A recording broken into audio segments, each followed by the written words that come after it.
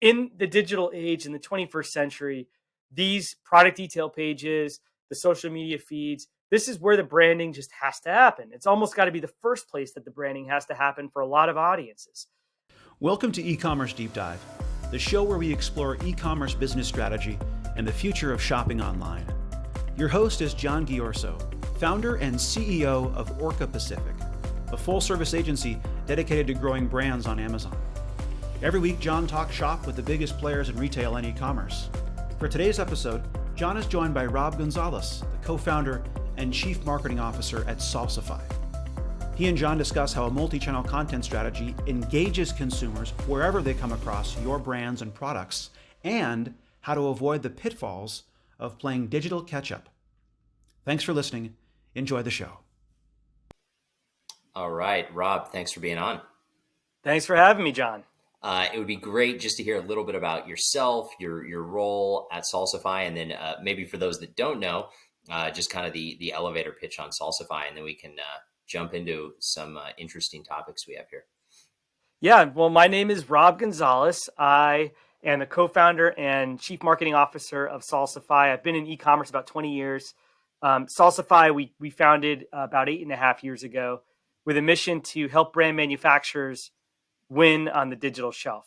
We're a software as a service technology company. We're headquartered in Boston.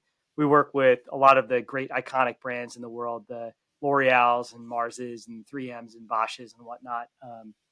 And having a blast doing it. Yeah, awesome. Tell our audience just a little bit about Salsify. How do you explain Salsify in 30 seconds? I mean, I'm familiar, but for those that aren't. Yeah, I don't know if I can do it in 30 seconds. Let me see how fast I can do it. You can have as long as you want, Rob. Just, If you're a brand in the 21st century and you're selling omni-channel by default, a brand in 1990 is selling pallets to Walmart. That's your motion. So you're doing your branding via television. You're selling pallets to Walmart and you're promoting those with good trade marketing and good trade execution, right? If you're a brand in 2021, you're selling on Amazon as a third-party seller. You're selling on Amazon as a first-party seller. You're still selling pallets to Walmart. You're also selling on your own direct-to-consumer site. You're not only selling eaches, but you're selling virtual bundles and things like that. You're selling on Facebook Marketplace. You're experimenting with checkout on Instagram and checkout on TikTok and so on and so forth. So the world has gotten crazy. And there's a ton of new channels that you have to now focus on, which are hard to classify, like Instacart. Instacart's not your customer. Yeah. But they're important to your brand and they're important to the success of your product sales on the physical shelf in grocery and other categories. And so this is a new crazy world for manufacturers to operate in. And so what we built a software as a service platform that enables a brand manufacturer to execute commerce strategy in this multi-channel world for all of the different, weird, evolving touch points that a consumer will have digitally with their brand. Got it. That's great. So Salsify in a way is kind of the glue that holds all these things together, that allows for a kind of cohesive, consistent branding, marketing, et cetera, strategy across channels. Yeah, exactly. Cool. That's great. Let's maybe get into one of the topics we were discussing before we hit record here. This gap that we still see with creative content between kind of the big marquee placements for a given brand, their Super Bowl ad, maybe even their own website, and then what you often find in e-commerce channels. I don't know if you want to share an example of that to kind of kick us off, but it's I think it's an interesting, I don't know if brands perceive it as a problem, but I think there is maybe a better way of saying it, a clear kind of opportunity for improvement there that exists, I would say, for most brands. I don't know if you agree, but. Oh man, so this is one of my favorite topics. Let's put it this way. I think U.S. household penetration of television, like cable, now is, 70%, right around, give or take a couple points, and dropping, right? It's significantly down from peak. And if you are younger, you just don't have it. I'm middle aged. I don't have cable TV. I use Netflix. I got kids. We've got Disney Plus. Yeah. We just don't see TV commercials, full stop, in our house. And that's pretty typical these days. There's a lot of households where TV just doesn't exist as a thing. And so the traditional mass media way of a brand to build that emotional relationship with a consuming audience is via television, and television just isn't working as well as it used to work with other segments. And so not only is penetration down, but I mean, these days, if you're watching TV and it goes to commercial, you pick up your phone, right? You're not even paying attention to it anymore. Sure. So my view here is that the place to tell your branding story is where the consumer's attention is. And the consumer's attention is in social media. The consumer's attention is on product detail pages. The consumer's attention is, broadly speaking, online. So if you're going to tell a branding story, you've got to do it online. One of my favorite examples of this done well in an evolved way is Purdue. I was going to visit Purdue a few years ago, the chicken company, right, the poultry company, and I was looking on their website, and I learned a few things that I didn't know about Purdue. So they were the first large poultry manufacturer that just did away with antibiotics. All of their chickens are free range. They all have a bunch of room to roam. They're not just packed into these crates and fattened up. It's a good company. They treat their chickens well. They raise their chickens right. And I didn't know this. And so my wife had been avoiding purchasing Purdue products because in her mind, it's like big agriculture. Yeah, sure. Right. Sure. And just because she knows the name, it's a household name and whatever. And it's fair or not fair, that's exactly how she thought about it. And then she was shopping on Instacart.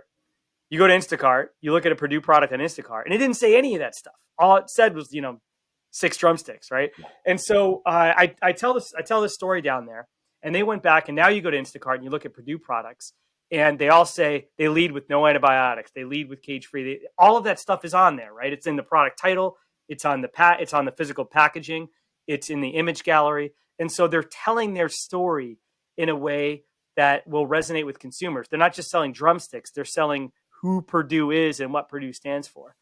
Another great example, and serious hat tip to Accenture Interactive for this one. I just absolutely love this story. Accenture Interactive has videos that describe it and really kind of punches home. Nespresso, iconic Italian coffee brand, right? George Clooney is their spokesperson. George Clooney's in all the ads. You can go to YouTube and look at George Clooney and Nespresso ads, and they're great. They're really, really great advertising. But if you don't see TV, you're just not going to see it. There's no George, right? So then you go online and you go to Amazon and you go to the Nespresso product detail page, or you go to Walmart, you go to Nespresso product detail page, or you go to Facebook Marketplace and you look for Nespresso machines, or you go basically anywhere, Williams-Sonoma, it doesn't matter. There's no George. And so Accenture Interactive asks, where the fuck is George? He's not there. And so there's a ton of people that will never see George, that will never associate George with Nespresso. And so that's what I mean there, is that if you're in the digital age in the 21st century, these product detail pages, the social media feeds, this is where the branding just has to happen. It's almost got to be the first place that the branding has to happen for a lot of audiences. Most brands don't treat that right. In most brands, you still go to these, you still see the front package, the side package, and so forth. It's the difference between creative content and what essentially shows up on a product package. Like, people still view the detail page, the brand store, as like essentially a point of sale. The same stuff you put on the front of the box is what you put on the detail page, which, I mean, obviously there's a lot more room for creativity there. That being said, I think if we went to the CMO of Nespresso and said, hey, wave a magic wand, would you want George Clooney to be on the detail page on Amazon? I'm sure that person would say, yeah, of course, that would be great. But there's probably some structural issues, legacy issues. There's the way the creative production is done and what agencies are doing it, yada, yada.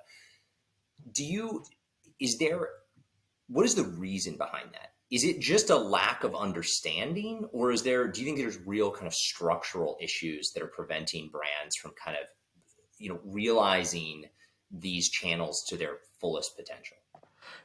The short reason is that these brands are digital last.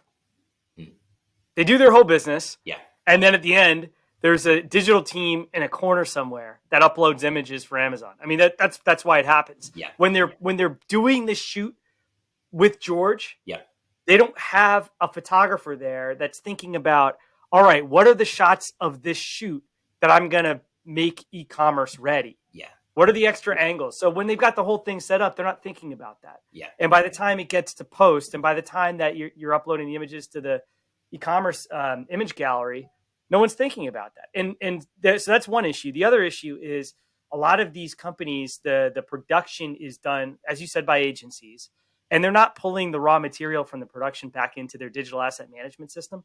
Yeah. So if you're the e-commerce team, if you're managing Amazon or Walmart.com or Facebook or I mean, across categories, HomeDepot.com, Lowe's.com, Granger.com, it doesn't matter, right? Kroger.com, and you wanted to find the George images. No, like nobody knows where to find those images. No, nobody knows. They're somewhere in the company, and so this lack of system connectivity across the teams is it. So I think they're digital less. They're just not. They're not organized to think about this packaging. I mean, let me tell you a great story. Sure. This is from a few years ago. It's not exactly a branding story, although it ends up being a branding story. Is Tide was launching the Pure Clean brand. It's a plant-based detergent, great product. Sure. And Tide, obviously, iconic company, and Procter and Gamble division. So they're launching the brand, and they've done their market studies. They know that this is a product that's going to resonate with coastal consumers. It's plant-based, non-chemical, blah blah blah. All those you can sort of imagine the map in the U.S. of where this is gonna hit. Sure. And so they launch it in store, but they screwed up the packaging for online launch. To launch something like that on Amazon, it's kind of ironic actually, because Tide is extremely innovative when it comes to e-commerce packaging. They're a leader in that space. They didn't set up the Pure Clean brand for Amazon SIOC, ship in own container compliance. And so they couldn't launch on Amazon for the first 6 or 8 weeks or something like that of the product being live. So the product's live in market on the physical shelf, but it's not live on Amazon. The sales were disappointing on the physical shelf the first 6 weeks. Yeah. Then it goes live on Amazon. P&G puts a bunch of ad dollars behind the launch on Amazon. And because it's visible on Amazon, all of a sudden, it starts selling really well on the physical shelf. And what had been happening was consumers go on a physical shelf. It's this new Tide product. They want to know if it works. Yeah. So they go to Amazon and they look for reviews, and the product doesn't even exist on Amazon. And they're like, all right, forget this. I'm going to get the same detergent I use every other time. And so even though the Tide brand is a brand that they're familiar with and a product that they like, the Pure Clean line was for them something kind of plant-based new. Is this actually going to clean my clothes? And they want that confirmation that you can get on the digital shelf. So there's this connectivity across all these touch points that ends up interacting. And that's an example of being digital last, right? Like when they were designing the packaging, there wasn't somebody in the room for the package design asking the question, hey, SIOC ready? Now there is. I mean, the P&G is an amazing company. They've learned from this, but it's just an example. Yeah, that's really interesting. The other thing too, and I mean, I don't know if this was part of the story or not, but you can imagine there's the actual sort of placement itself, and knowing that Amazon and e-commerce is now an integral part of a much larger sort of system. But then there's also the question of when it was up, and we can get hypothetical. Was the content the same? Like what, good to going back to the Nespresso example, like, are you having a fundamentally different experience with the brand when you're seeing the billboard or watching the TV commercial and then going, onto an online channel? That can be kind of jarring or confusing for customers. And it's, I think the points you made about, they're real kind of structural issues that still lead to this disconnect is an interesting one, because I see that, and I've had a similar sort of conversation with other kind of industry leaders on this podcast. There's clearly an opportunity for big CPG from an internal structural standpoint to get this right and dramatically improve, like at the macro, their ability to capture share in these digital channels. But a lot of it comes like very upstream in terms of probably choosing the right partners. Frankly, I'm biased from the agency perspective, but also kind of that internal structure to make sure that digital last is not what you end up with, because that's kind of the default right now. Yeah, I mean, my view on it is that it's mostly a matter of incentives and measurement. And I think a lot of brand manufacturers are trying to find like what's the org structure that works. Yeah, And so they try a digital COE, or they try e-commerce as, as full P&L, or they try, there's a bunch of different variations on a theme of ways to organize to do digital and to do e-commerce. Chris Perry, who was Kellogg, WellPet before that, Reckitt Benckiser before that, big thought leader, has an excellent slide that he uses with 7 columns of ways that brands organize for digital and where they fail. I think at the end of the day, companies have sales groups, they have marketing groups. It's not like digital changes the fact that you need sales and you need marketing and you need supply chain and you need sure. product development. It's more that each of those teams now has to understand that they have responsibility for the digital success. So to your point, exactly, let's just go back to the George example. If the creative team is responsible for not only delivering the creative for television, but also delivering the creative for the digital shelf, if they understand that both of those are outputs and they're equally important, then when they're doing the George shoot, let's just make sure that we capture enough material that we can also turn this into stuff that can be used on all the digital properties, right? And so it's not like you need different people. You just need people to understand that that's now part of their job, and that's true in every single function throughout these companies. That's kind of the flip that needs to happen. Yeah, I agree with that. Yeah, it's not. I think it's less about we need to create a new division to do digital. It's like the packaging person and the marketing team and this. They all just need to understand that this is now kind of part of the job, part of the approach. So getting maybe focusing a little bit more on the content side of things. You have a unique view on e-commerce content. When you think a year out, 2 years out, what are you excited about? What do you think the future is going to look like? Not like 10-year out, no one can do much about that, but like 2-3 year out, CMOs, et cetera, can start kind of, planning for this, thinking about this. What's the next big thing? I mean, I love the Bill Gates line. People overestimate what can be done in 1 year and underestimate what can be done in 10. Yeah. And I think that's exactly right in this case.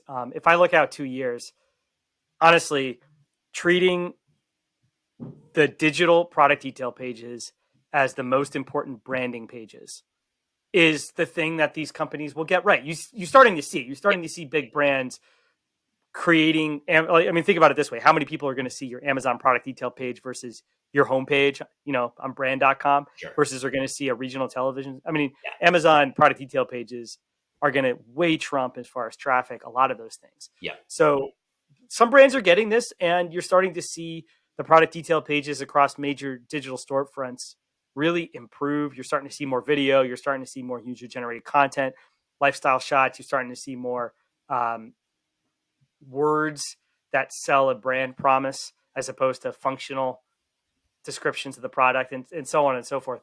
And so I think that's the major focus area of major brands over the next couple of years, and it's the biggest win for them. So Rob, to paraphrase a little bit, it sounds like you're kind of thinking, 2 years out, the structure's there. The platforms have kind of built the opportunity. The big transition is going to see brands doing a better job of taking advantage of that opportunity that theoretically exists today. Is that true, or do you see the platforms themselves kind of evolving in a significant way as well? Like I as brand X can do something in 2 years that's important that I don't have even the opportunity to do today. I mean, there's always some of that. I think it's more that they just need to take advantage of what's there. Yeah. But, like Amazon is always experimenting, for example. Walmart's always experimenting. Target changed their data requirements, the schema that they use to describe products 160 times in the year 2020. 160 times. Yeah. That's 160 variations on a theme. And if you look at Amazon over the last few years, they've introduced 360 spins. They've introduced video. They've introduced, more user-generated content that you can get control of. They've introduced 10 feature bullets instead of 5 in some categories. And so on and so on and so on. Of course, there's going to be more of that stuff. but I think it's in the margin. Yeah. And when it pops up in your category, you should take advantage of it. But first, start with a good foundation of doing the rest of it. Big picture, I mean, the stuff that's really off the wall is everything that's AR, VR related. Yeah. So you look at gaming. Gaming is bigger than Hollywood. It's bigger than, I think it's bigger than TV. It's right around there. But gaming and people that are interacting in virtual worlds and environments like Fortnite, like Roblox. How do you do branding in those areas? That's where the cool stuff is going to happen the next couple of years. People are going to run experiments there. Yeah. I don't think that there's going to be anything scalable necessarily and repeatable that happens in the next 24 months, but you're going to see more and more really interesting stuff happening in those environments. Do you think that, and we're getting into sort of some interesting topics, but this is just personally interesting to me.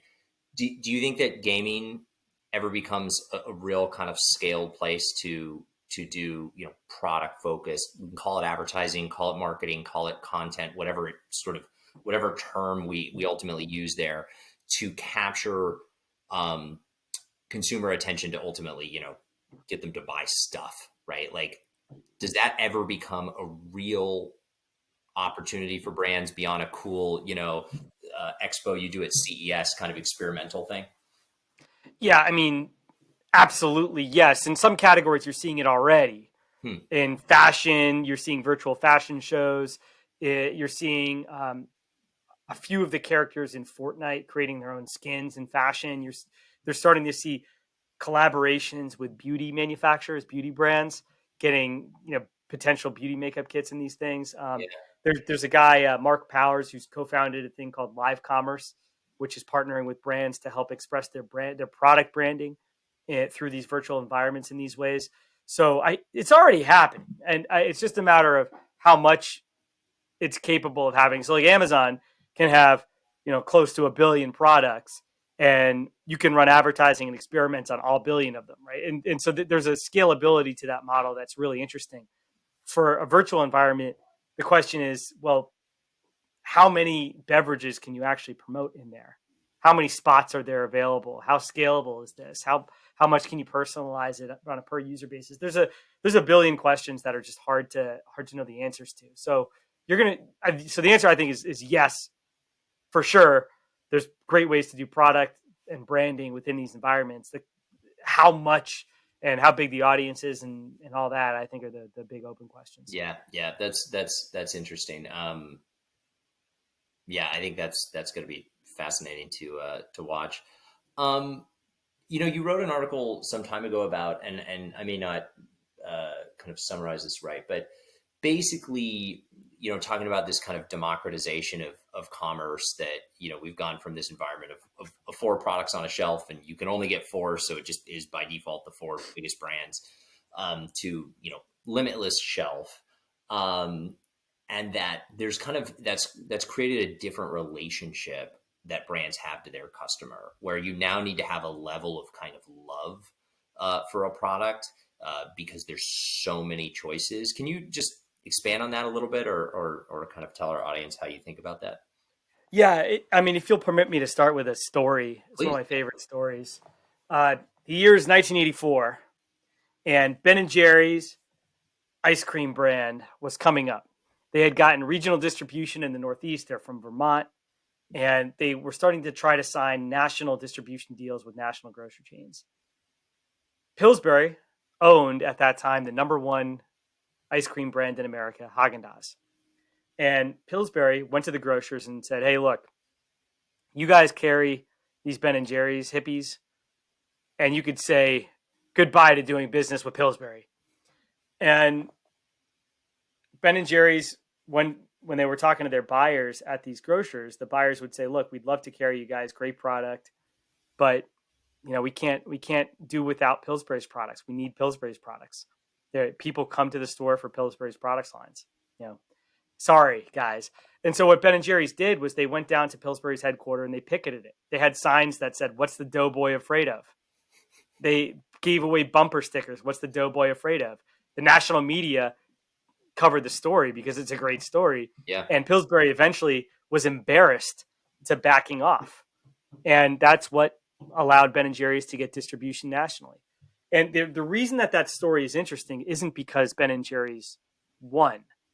The reason it's interesting is because Pillsbury could keep them from competing in the first place. Yeah. And so in that era, I mean, this is 84.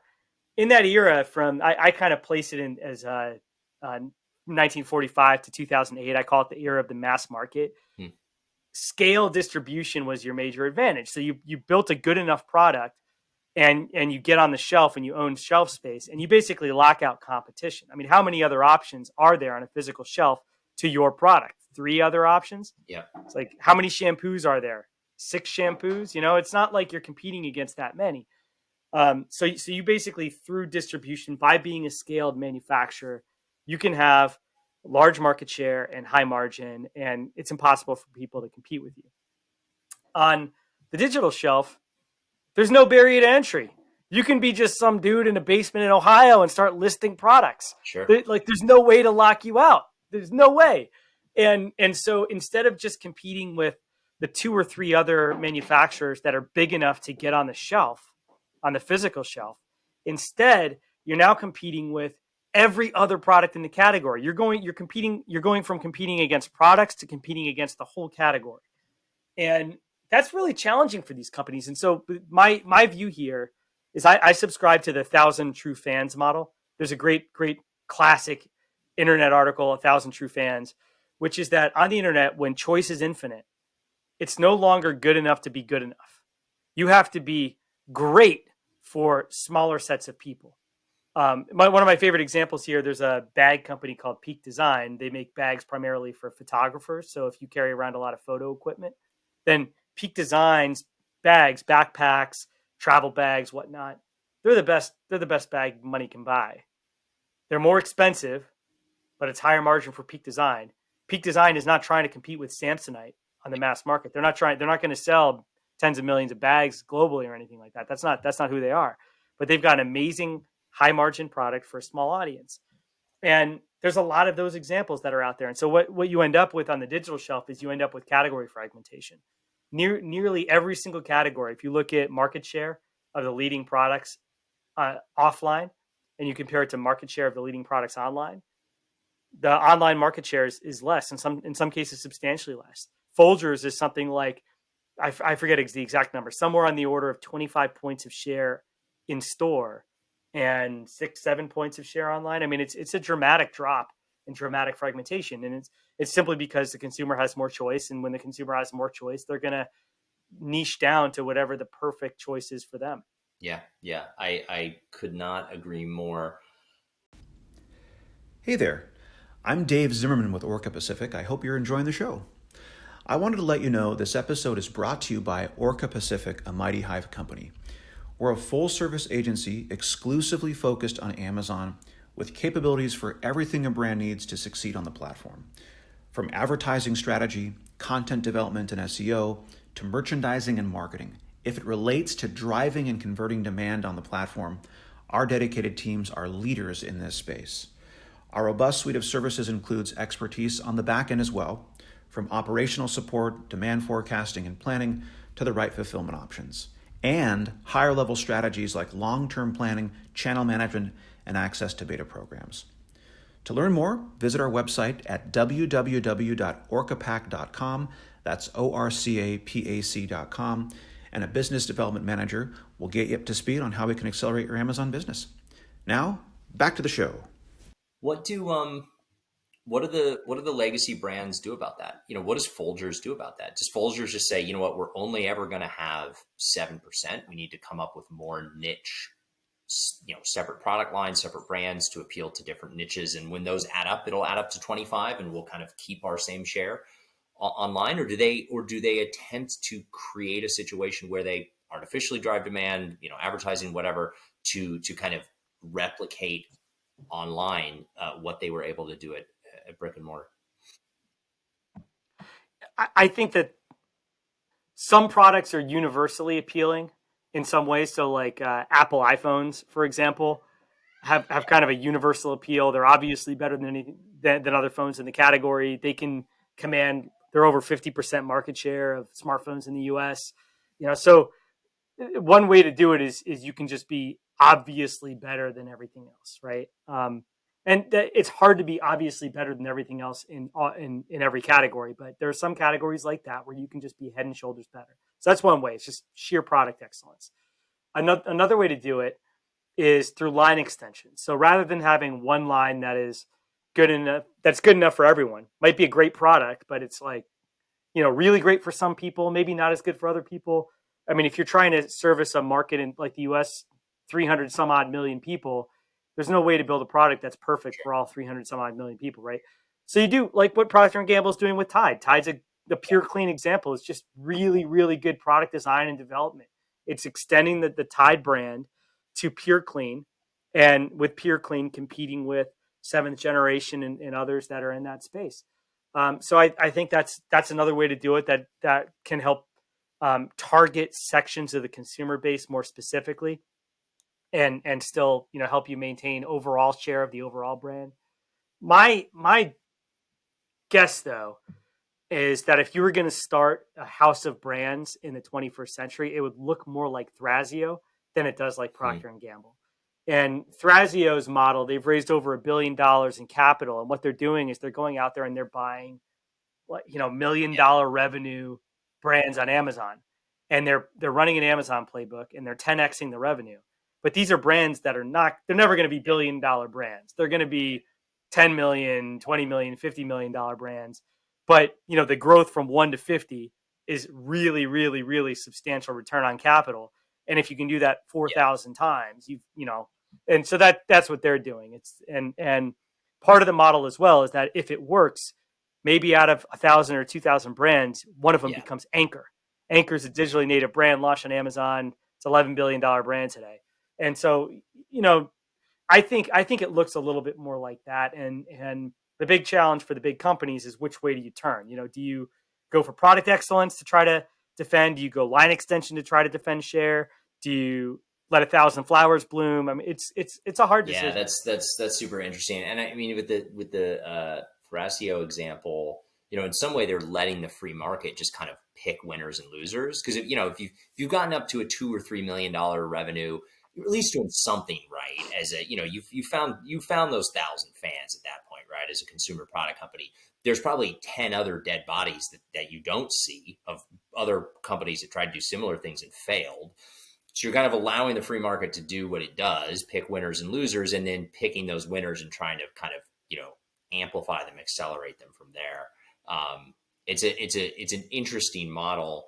I think it requires an edge in terms of the ability to accelerate those brands as well, which sort of presumes that your competitors haven't fully gotten their act together. So I think that's going to be interesting as a lot of these big CPGs get more and more sophisticated. There's sort of this gap right now where, if you're competing with some of the big legacy CPGs, they're not as good. So you can kind of take an equally good product and, leapfrog them. I wonder if that gap eventually closes as these bigger, kind of harder to turn ships eventually do turn around and start moving faster in the kind of forward thinking direction. It's an open question, right? But yeah, I mean, the issue is that it's like whack-a-mole. If you're one of these old consumer brands and you're not just competing with one competitor that's coming up through the Thrasio type model, you're competing with like thousands of them. 1,000 cuts, and kind of a thing. Yeah, it's death by 1,000 cuts. And so so this guy over here has 0.01 points a share, and that guy over there has 0.01 points a share.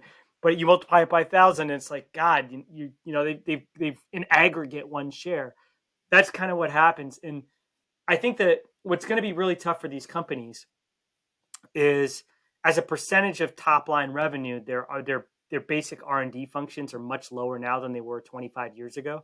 Sam Gagliardi from IRI has this rant that he gives on the amount of money spent on stock buybacks versus R&D for these companies over the last 10, 15 years.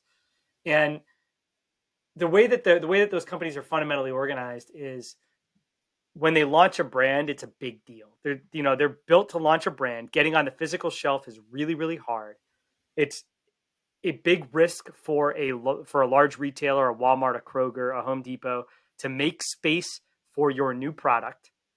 And so in order to give them confidence that your new product, even if you're an established company like P&G or Unilever or somebody, in order for them to make space for your new product, you have to promise them that you're going to spend a boatload of money promoting this thing to drive footfall and to drive sales. And so in that world, you have to make your shot count. So you do all of this consumer research studying and product development, and you got to make sure that when the launch happens, the launch is perfect. And so you look at the product and brand launch times of these companies in the traditional model, because they have to get it right, because their hit rate has got to be as high as possible. It takes them years to launch a major new product line. Versus in this new world, fail fast. And this new world is they just haven't internalized the cheap launch. It's like just launch and go, launch and go, launch and go, launch and go, launch and go. That's a different model of operating. And so I think it's not impossible for them to get there, but that's what they're up against in terms of competing with a lot of these new folks. Yeah, it's like taking a company that's set up to launch satellites and having them go launch like websites. You're taking something that's fundamentally operated in a purely physical world, an analog world, and trying to kind of turn that mechanism into something that launches in a digital environment, which is just so much lower risk and so much faster that, that's tricky. That really is. Yeah, and you get instant feedback. I mean, one of my favorite studies is John Denny, who ran e-commerce at Buy Brands before Dr. Pepper Snapple Group bought him for $1 billion. When they were trying to figure out what flavors they should launch, they bought like a bunch of cases of a whole range of flavors. They produced a bunch of cases of a whole range of flavors, and they launched them on Amazon. Sure. And they just saw what worked. And so it's not like, you remember the Snapple fridges in the 90s? The Snapple fridges in the 90s had like 900 flavors of Snapple, right? Buy didn't do that. Like Buy started out with the 900 flavors of Snapple, but small runs of them. They sold them all on Amazon at a loss. For every single bottle that was sold was a loss leader for them. And based on that, they're like, all right, well, here's the 5 or 6 flavors we're going with. Let's go, right? And that type of experimental model, like use the market to prove or disprove a product hypothesis. That is a totally new way of thinking that was impossible to do before. I mean, Amazon Marketplace in particular, but e-commerce generally. Yeah, and I can't even imagine the bureaucracy inside of some big CPGs that you'd have to navigate to attempt to do something like that, and just go, 9 out of the 10 flavors we sell are probably going to suck, and we're never going to sell them again, and just have to be okay with that, and how does that affect legal and compliance, and all these committees that have to be involved. So it's tough on the brand too, right? Like, can you imagine being Campbell's Soup, for example? And I love Campbell's Soup. So imagine being Campbell's Soup, high quality product, and all of a sudden they're saying, let's just launch these 500 flavors. Some of them are going to be crap. It blew up on social media. It's disgusting, but we just have to be okay with that and just not make it anymore. And I guess that didn't work. Exactly. Like it's brand damaging. So it's like, this is a funny story in automotive that's similar to that is, the Honda Civic was the most modded car in America. Anyone who's seen Fast and Furious, people take the Civic and they do all kinds of things to the Honda Civic. And so Toyota was losing valuable parts of the market to Honda because people were just hacking the Civic any way that you could hack the Civic. And so Toyota wanted to get into that market. And so they released the Scion line, but they didn't call it the Toyota Scion. It was just Scion. There was nothing on anything linking Scion to Toyota anywhere. And the whole idea, and the Scion, the whole idea there was that the Scions were out of the box moddable cars. So it's easy to take the panels off. It's easy to, you can hack a Scion. They're built to be hacked more easily than Honda Civic is. And they're built to appeal to that crowd first and foremost. So they launched the Scion, and they had nothing to do with Toyota. And their idea was that if this thing flops, it's not embarrassing to Toyota. So then Scion succeeds, and then Toyota says, "Okay, by the way, this was Toyota all along. It's the Toyota Scion." And so they played that kind of game. And you can imagine, to go back to Campbell's, you can imagine if you're Campbell's, you don't call it Campbell's, call it I don't know, What would be a I'm, good millennial I'm soup not that good on branding the name? fly. I was trying to think of something clever. Some Bone soup, bone broth. I or don't something know. with a plus instead of an and. Yeah, there you go. Bone and Broth Company Collective or something. Yeah, Yeah. Bone and broth. That's perfect. Right out yeah, of Brooklyn, right? And then you say that it's from Brooklyn, and you launch 500 flavors, and a bunch of them are awful. And then you take the winners and you just make them Campbell's yeah. flavors. There you go. I like it. I think I there's a lot of obviously super smart, super dedicated people at these big organizations trying to kind of create change like this.